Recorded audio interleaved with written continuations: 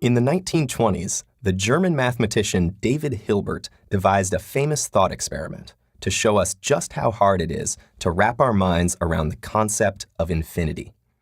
Imagine a hotel with an infinite number of rooms and a very hard-working night manager. One night, the infinite hotel is completely full, totally booked up with an infinite number of guests. A man walks into the hotel and asks for a room. Rather than turn him down, the night manager decides to make room for him. How? Easy. He asks the guest in room number 1 to move to room 2, the guest in room 2 to move to room 3, and so on. Every guest moves from room number n to room number n plus 1. Since there are an infinite number of rooms, there is a new room for each existing guest. This leaves room 1 open for the new customer. The process can be repeated for any finite number of new guests. If, say, a tour bus unloads 40 new people looking for rooms, then every existing guest just moves from room number n to room number n plus 40, thus opening up the first 40 rooms. But now, an infinitely large bus with a countably infinite number of passengers pulls up to rent rooms. Countably infinite is the key. Now, the infinite bus of infinite passengers perplexes the night manager at first, but he realizes there's a way to place each new person. He asks the guest in room 1 to move to room 2. He then asks the guest in room 2 to move to room 4, the guest in room 3 to move to room 6, and so on. Each current guest moves from room number n to room number 2n, filling up only the infinite even-numbered rooms. By doing this, he has now emptied all of the infinitely many odd-numbered rooms, which are then taken by the people filing off the infinite bus. Everyone's happy, and the hotel's business is booming more than ever. Well, actually, it is booming exactly the same amount as ever, banking an infinite number of dollars a night. Word spreads about this incredible hotel. People pour in from far and wide. One night, the unthinkable happens. The night manager looks outside and sees an infinite line of infinitely large buses, each with a countably infinite number of passengers. What can he do?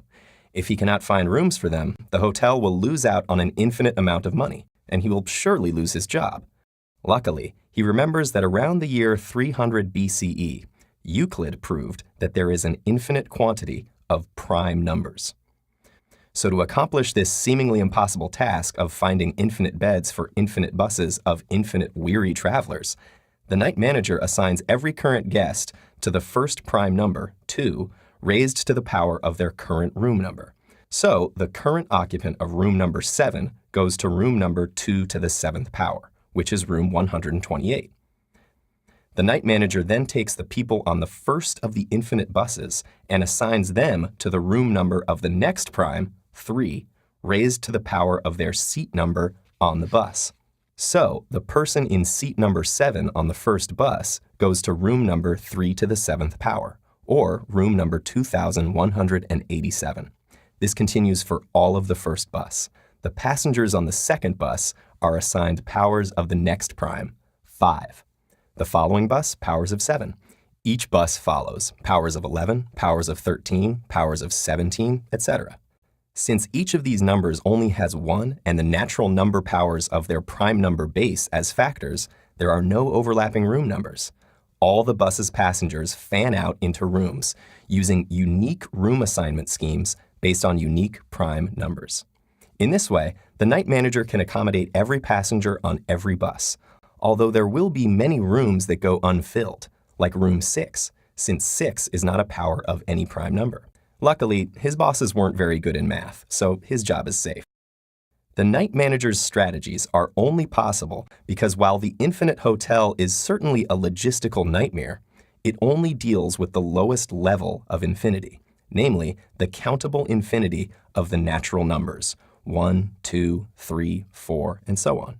Georg Cantor called this level of infinity Aleph 0. We use natural numbers for the room numbers as well as the seat numbers on the buses. If we were dealing with higher orders of infinity, such as that of the real numbers, these structured strategies would no longer be possible, as we have no way to systematically include every number. The real number infinite hotel has negative number rooms in the basement, fractional rooms, so the guy in room 1/2 always suspects he has less room than the guy in room 1. Square root rooms, like room radical 2, and room pi, where the guests expect free dessert.